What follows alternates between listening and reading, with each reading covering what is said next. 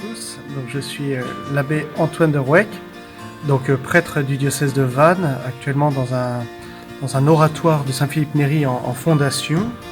Et Monseigneur Santène avec Éric Angier m'ont demandé d'accompagner donc les œuvres des Veillées pour la vie, notamment dans un processus qui pourrait aller jusqu'à la reconnaissance de l'association comme association de fidèles laïcs.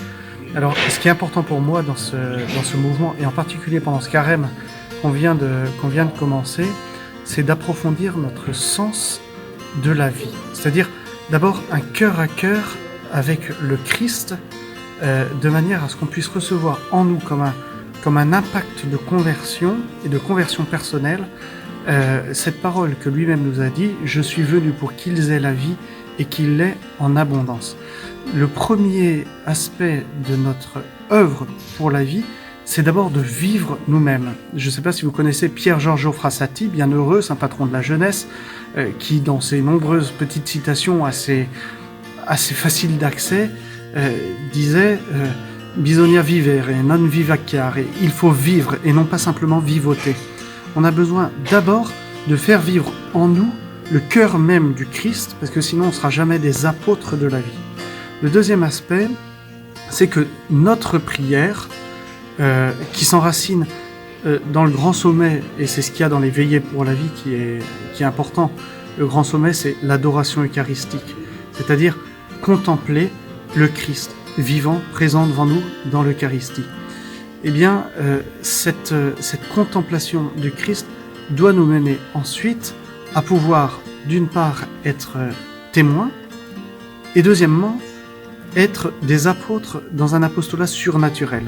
Être témoin parce que notre enracinement dans la vie, notre amour de la vie, de sa conception jusqu'à sa fin naturelle, va se mesurer vraiment selon la mesure de notre charité, de notre manière de vivre et de déployer la vie qui est en nous. Deuxièmement, parce qu'il y a un apostolat surnaturel. Et ça, c'est une œuvre de foi qui nous est demandée. C'est pour ça qu'il s'agit d'approfondir notre foi. On espère qu'à l'avenir, il y aura une formation qui va vraiment être mise en place, être approfondie pour non seulement mieux connaître tout l'évangile de la vie, mais mieux connaître les racines, les fondements et la mise en œuvre de notre foi. Eh bien, cette œuvre de foi, elle nous porte à mesurer le fait que lorsque nous prions, lorsque 2 ou 3 sont réunis au nom du Christ, il est là au milieu d'eux, eh bien, lorsque nous prions, nous avons aussi la grâce de Dieu qui agit, notamment chez les personnes qui sont confrontées à des difficultés vis-à-vis de la vie, puisque c'est le but de notre prière. Pensons à toutes les femmes qui sont en détresse, qui portent la vie, qui ne savent pas comment la donner, qui parfois sont manipulées par des médecins, par des conseillers, par leurs parents.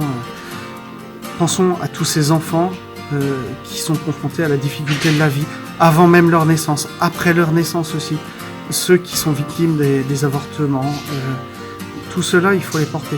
Pensons à tous ceux qui se battent en faveur de la vie, évidemment dans les difficultés corporelles, les maladies psychiques, mais aussi dans la misère. Notre regard sur la vie doit absolument ne pas être contenu simplement à la question médicale, mais doit être ouverte sur toute considération de la vie. On voit tous ces missionnaires, toutes ces œuvres de charité qui vont au chevet. Alors c'est les œuvres de Mère Teresa en Inde, ce sont les enfants à Manille avec l'abbé Daucher, ce sont toutes ces œuvres-là qui vont au chevet des plus pauvres, d'abord pour leur faire prendre conscience de leur dignité humaine. Et si ça ne part pas de là, eh bien, on sera des apôtres de style Don Quichotte, quoi. Comme on a besoin d'être des apôtres style 12 apôtres, eh bien, voilà, enracinons-le dans la prière et surtout, soutenons-nous les uns les autres. Cette œuvre, je crois, est appelée à grandir, à se structurer. Eh bien, elle va se structurer selon le cœur. Dès que le cœur bat, eh bien, on sait que cette vie-là, elle est bien présente. Eh bien, je crois que c'est aussi l'aspect qui est attendu pour l'éveiller pour la vie. Que le Seigneur vous bénisse.